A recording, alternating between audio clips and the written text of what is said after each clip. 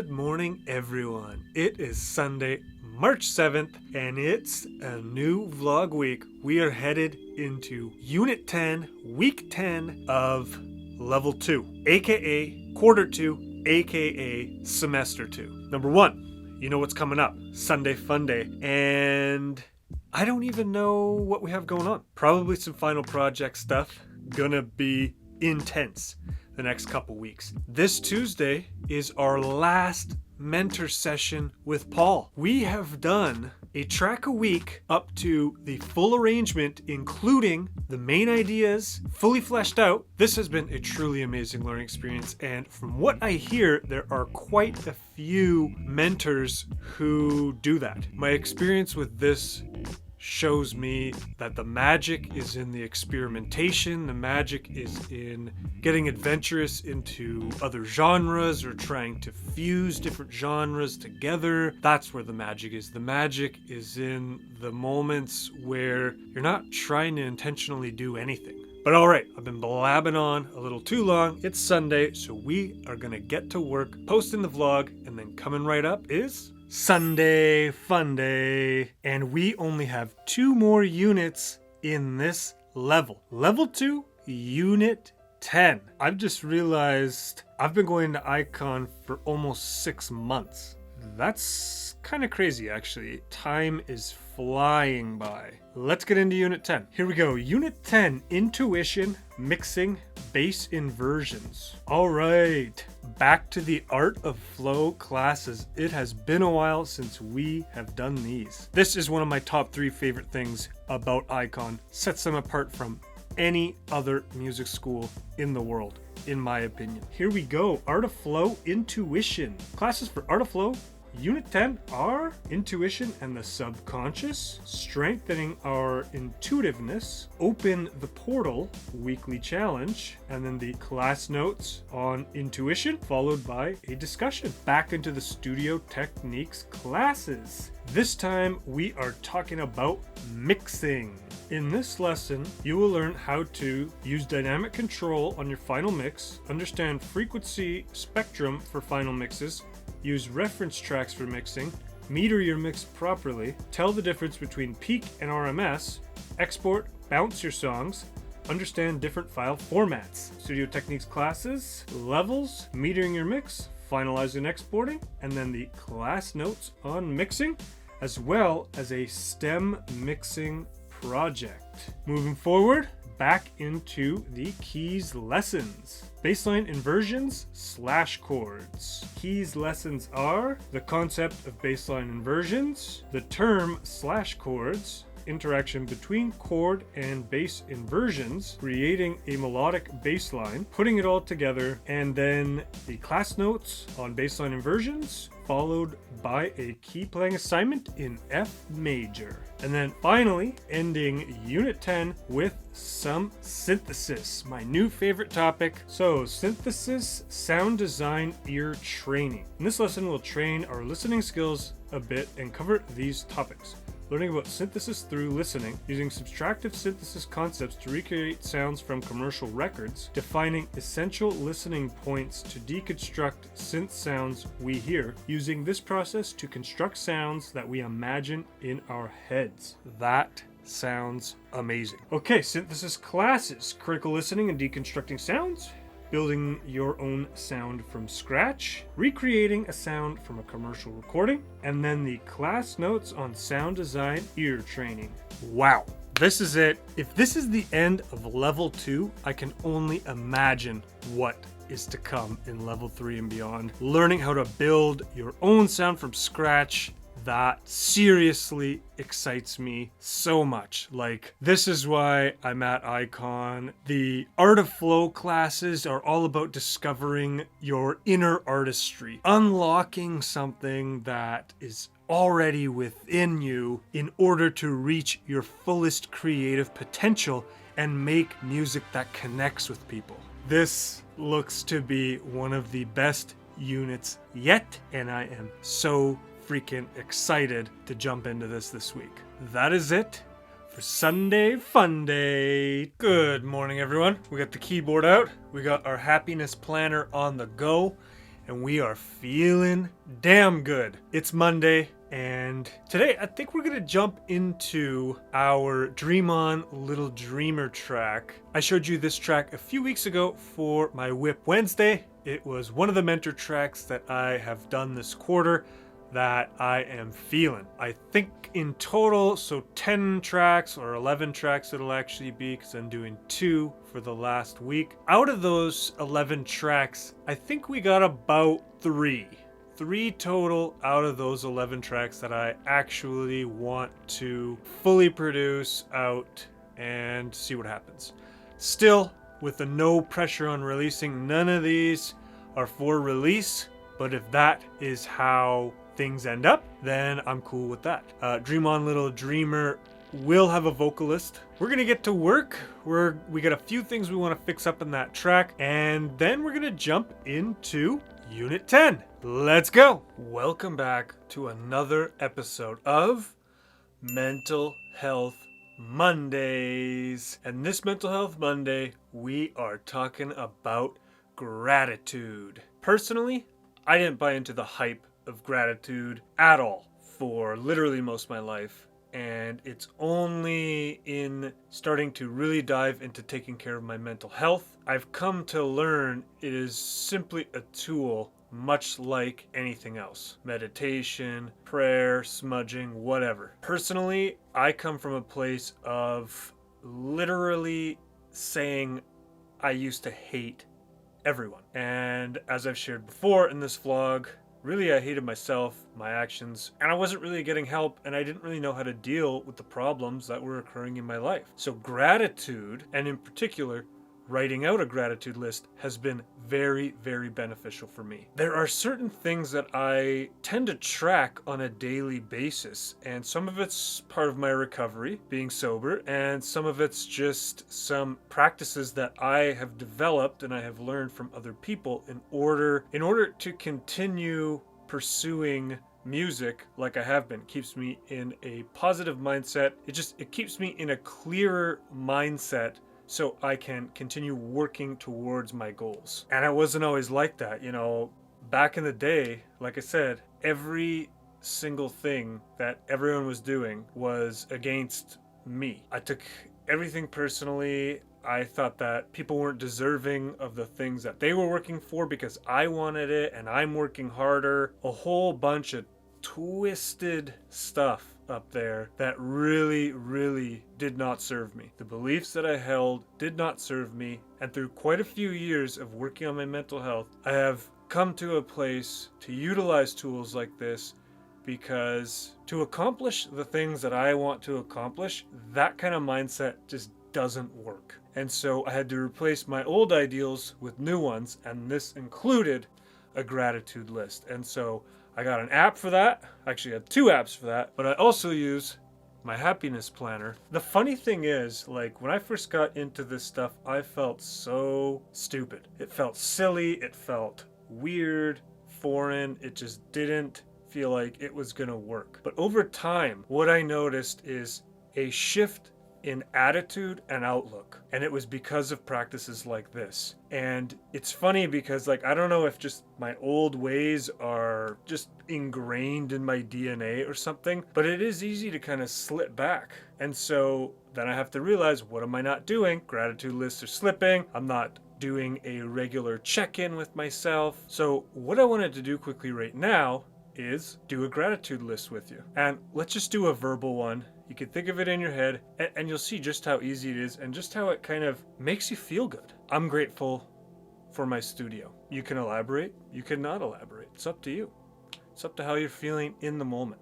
I'm grateful for Icon Collective, big time. I am grateful for my little cat, Oliver. I'm grateful for committing to my yoga practice. And last but certainly not least, I am grateful for Becca. And this one I will unwrap a bit. Becca is the most supportive person in my life.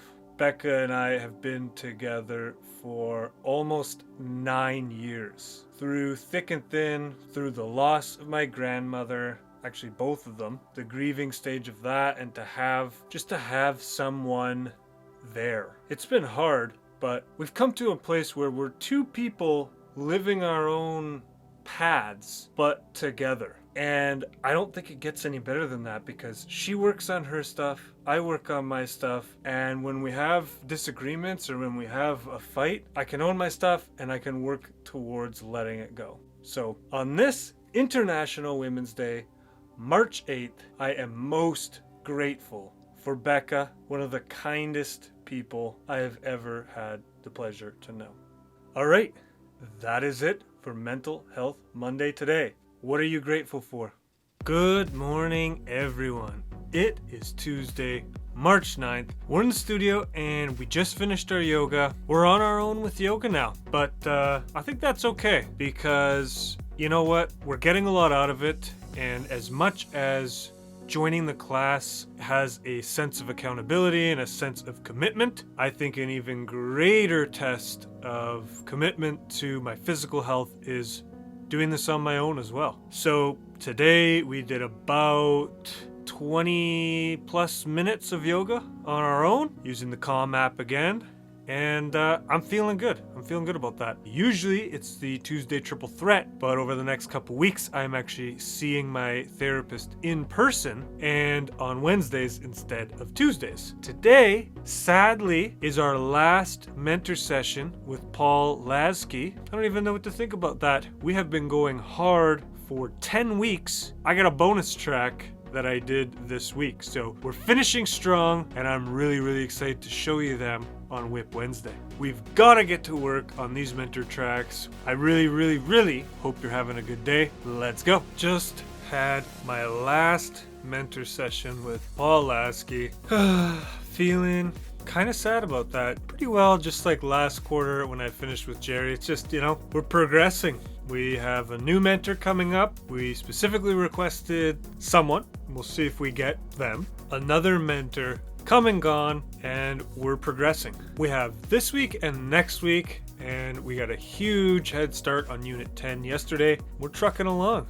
I'm feeling really grateful for my time with Paul this quarter. Honestly, doing a track a week has brought on a perspective that just having that experience 10 weeks in a row, 11 tracks, absolutely mind-blowing. I guess my biggest takeaways, I've kind of already been saying what I got out of that, but honestly, the thing that I see most now is the ability to write good music comes from the experience of writing music.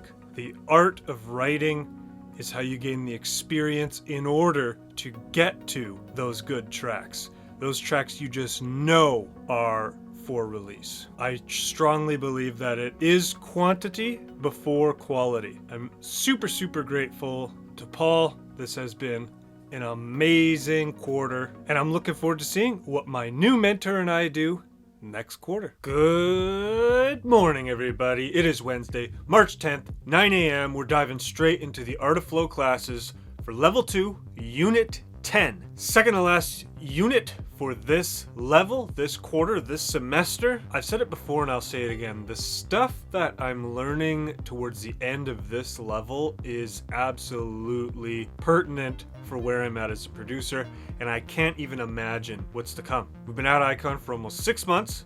We've done 2 levels. We got an 18-month program, so we're like a third of the way. And if you haven't pieced it together, top 3 favorite things about Icon. Number 1, mentor sessions. Number 2, Q&As. Number 3, Art of Flow.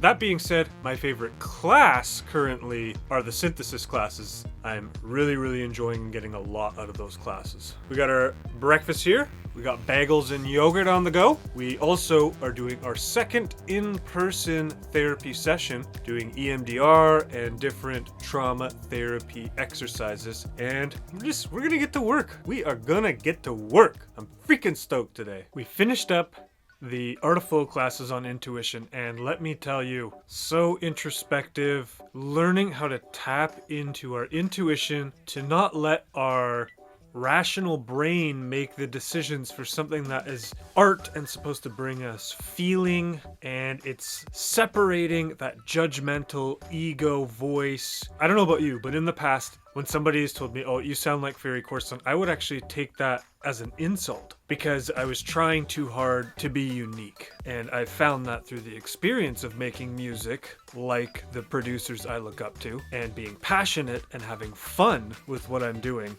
I'm now coming to a place where I'm making things that feel more uniquely me. It's all part of the process, right? One thing they have us doing is a stream of consciousness writing exercise, which is basically writing 3 pages non-stop. Even if you're writing over and over and over, I don't know what to write. It's a process of opening the portal to intuitiveness, to the intuition, and kind of letting the subconscious and conscious mind come together for a few moments and just express what needs to be expressed. And so yeah, just ate my lunch and now I gotta head out for therapy soon. I've been doing a super bad job with these Q&As. It seems like, I don't know, maybe I'm not getting these notifications as much anymore.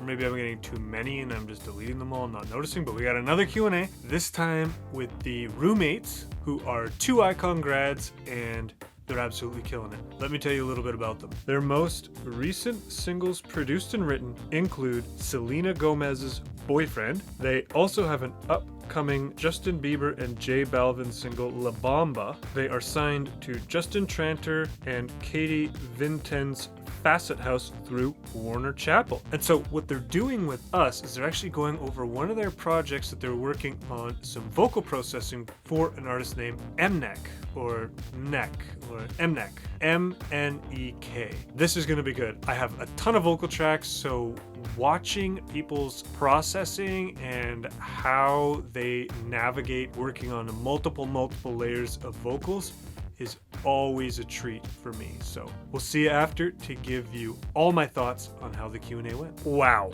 Yep. My usual reaction for a Q&A. This one was different though. This was actually a track walkthrough, which then kind of turned into this like rapid fire Q&A thing. And he just was opening random projects and showing us collaborations with super famous singers and pretty crazy actually, hearing some of these vocals and listening to the stories of how some of these projects came about. The roommates, they're a duo, 2 Icon grads, and just a wealth of knowledge. I think they're about 6 years post-graduation. Most of what they're doing right now is cutting vocals, but like I said, they have worked with some insanely successful artists. Once again, that commonality, the hustle, the grind, the seeking opportunities. He said some hilarious thing towards the end, which I think I wrote it down. The quote was, "I'm gonna do insane stuff, but I'm not gonna act crazy." I don't know if I should even repeat his story, but anyways, it was basically about meeting someone by chance and this vocalist getting all excited about some of their beats and some of their music, and then basically heard nothing from him. What he meant by doing insane stuff is like somebody would call him up or text him and be like, yo, this person's here right now. Get over here, see if you can bump into him.